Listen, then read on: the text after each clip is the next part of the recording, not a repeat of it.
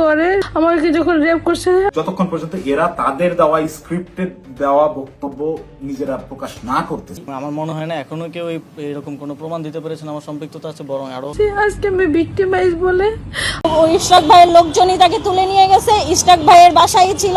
এবং মহিলা এমপি শাম্মী আহমেদের বাসায় কোটি টাকা চাঁদা আদায়ের ঘটনার এই আসসালামু আলাইকুম। আজকে গুরুত্বপূর্ণ দুইটি বিষয় নিয়ে কথা বলবো। একটি হলো আমাদের বাংলাদেশের সেনাবাহিনীর নারী ধর্ষণ, দ্বিতীয় হলো আমাদের বাংলাদেশের এক উপদেষ্টা চাঁদাবাজির সাথে জড়িত। এসব বিষয় নিয়ে বিস্তারিত প্রমাণ প্রুফ সহকারে, অডিও রেকর্ড সহকারে, একেবারে ভিডিও প্রুফ সহকারে আপনাদের সাথে নিয়ে কথা বলবো। তাই আপনাদের সামনে কথা বলার পূর্বে একটি কথা বলতে চাই, যারা এখন পর্যন্ত আমাদের এই চ্যানেলকে সাবস্ক্রাইব করেন অবশ্যই আমাদের এই চ্যানেলকে সাবস্ক্রাইব করবেন, আর যারা ফেসবুক পেজ থেকে দেখতে আসেন অবশ্যই ফেসবুক পেজটা ফলো করে রাখবেন। সুবিধার্থক সর্বপ্রথম যে বিষয়টি নিয়ে কথা বলবো সেটা হলো আমাদের বাংলাদেশে একজন মেজর অপর একজন মেজরের স্ত্রীকে ধর্ষণ করেছে, তাও আবার গুরুত্বপূর্ণ একটি দিন, ঈদের দিন রাতে, কুরবানির ঈদের দিন রাতে জোর করে ধর্ষণ করেছে। আমাকে 25 তারিখে বাসায় এখানে থাকার আশ্বস্ত করে ব্রিগেডিয়ার জেনারেল আশরাফুজ্জামান আশা স্টেশন কমান্ডার হিসেবে এবং লগেরিয়া। তারা সবাই মিলে বলছে যে আমি এখানে থাকতে পারবো এবং ব্যবস্থা করতে পারবো। আমি স্বপ্নচূড়া 2 502 নির্ঝর এরিয়াতে আসি এবং আমি এখানে থাকার চেষ্টা করছি। তারপরে তারা আমাকে দিয়ে এখানে রাখার কিছুদিনের মধ্যে আমার 7 জুন আমি আশরাফুজ্জামান আশা ব্রিগেডিয়ার জেনারেল, সে আমাকে টার্গেট করা ছিল এবং সে আমাকে রেপ করে। আমাকে যখন রেপ করছে আমাকে বলতে কাকে বলবি না, তোর বললে কিন্তু তুই এখানে গুম করে ফেলা দেবো। আমি ভয় কারণ এই বিষয় নিয়ে ভিডিও ফুটেজ সহকারে একেবারে ভয়েস রেকর্ড সমস্ত জিনিস আছে, সেটা আবার প্রকাশ করা হয়েছে আমাদের বাংলাদেশের সাংবাদিক ইলিয়াস হোসেন, যার কথা এবং যার প্রত্যেকটা প্রমাণ আমাদের বাংলাদেশের জন্য পুরো হট্টগোল শুরু হয়ে যায়। এমন সে যে বিষয় নিয়ে কথা বলে সেই বিষয়ে আমাদের বাংলাদেশ সাকসেসফুল হয় এবং এটা সত্যতা প্রমাণ হয় এবং ওই মেজর যে ধর্ষণ করেছে সেটাও প্রমাণ হয়ে গেছে।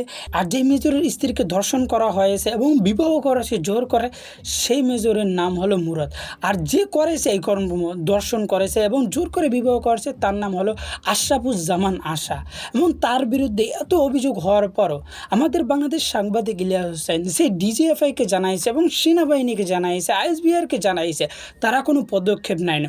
উল্টা যে মহিলা ধর্ষণ হয়েছে তার বিরুদ্ধে একের পর এক কথা এবং তারকে হুমকি দেওয়া হয়েছে, সে সেনাবাহিনীর মান সম্মান নাকি নষ্ট করেছে, এই ধরনের হুমকি দিয়েছে। সেটারও অডিও ফুটেজ বাইর হয়ে গেছে এবং সাংবাদিক ইলিয়াস ভাই সেটাও এককাল ভিডিওর ভিতরে দিয়ে দিয়েছে।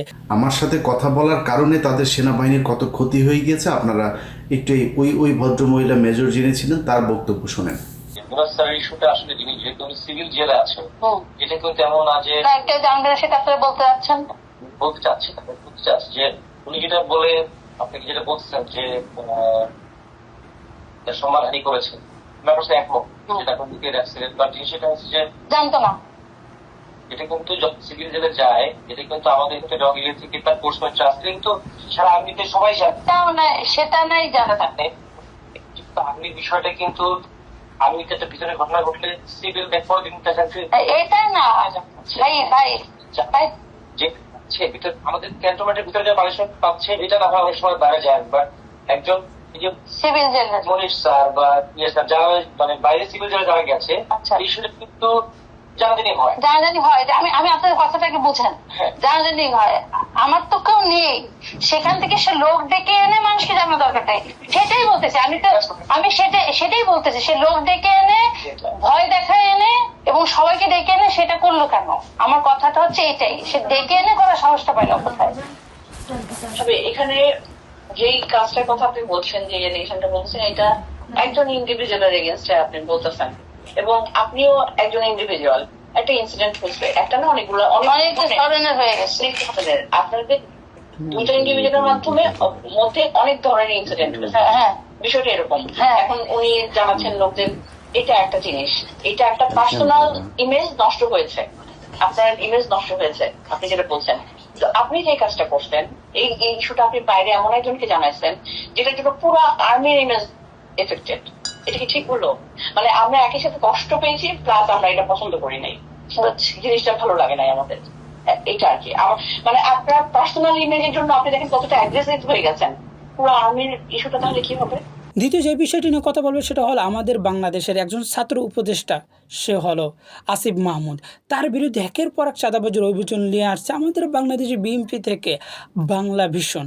আর বাংলা ভিশন বর্তমান চালাচ্ছে এরশাদ, অর্থাৎ বিএনপির নেতা এরশাদ এবং বিএনপির মেয়র, ঢাকার মেয়র এরশাদ একের পর এক অভিযোগ করছে এবং সমস্ত অভিযোগগুলো যে ভুয়া সেটা প্রমাণ হয়ে গেছে তার স্ত্রীর, অর্থাৎ যার নাম দিয়ে চাঁদাবাজি করছে এবং যে চাঁদাবাজ ধরা খেয়েছে তার কাছ থেকে জোর করে এই স্বীকারোক্তি নেওয়া হয়েছে। তার স্ত্রী এসে বলছে যে তাকে গ্রেপ্তার করার একদিন পূর্বে তাকে জোর করে তুলে নেওয়া হয়, জোর করে তুলে নিয়ে বিএনপির এক নেতার বাসা অর্থাৎ এরশাদের বাসায় নিয়ে তাকে জোর স্বীকারোক্তি দেওয়া হয়েছে এবং জোর স্বীকারোক্তি দেওয়ানোর পর তাকে গ্রেপ্তার করা হয়েছে। পুলিশকে বলা হয়েছে সে এই জায়গায় আছে, আমার কাছে আছে, তাকে আপনারা নিয়ে যান। তারপরে নিয়ে গেছে, এভাবে এমনভাবে স্বীকারোক্তি নিয়েছে।